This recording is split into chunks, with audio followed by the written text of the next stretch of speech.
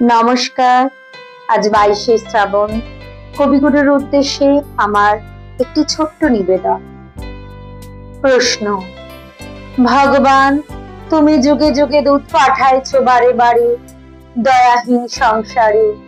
তারা বলে গেল ক্ষমা করো সবে, বলে গেল ভালোবেসো, অন্তর হতে বিদ্বেষ বিষ বরণীয় তারা, স্মরণীয় তারা, তবুও বাহির দ্বারে আজি দুর্দিনে ফেরানো তাদের ব্যর্থ নমস্কারে।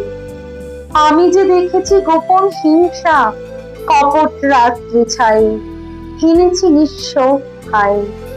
আমি যে দেখেছি প্রতিকারহীন শক্তির অপরাধে বিচারের বাণী নীরবে নিভৃতে কাঁদে।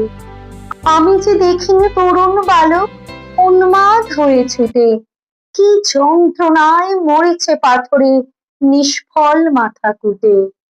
কণ্ঠ আমার রুদ্ধ আজিকে বাঁশি সঙ্গীত হারা অমাবস্যার কারা।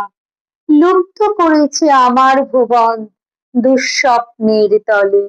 তাই তো তোমায় শুধাই অশ্রু জলে, যাহারা তোমার বিষাইছে বায়ু, নিভাইছে তব আলো।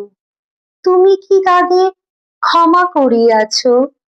তুমি কি বেসেছ ভালো?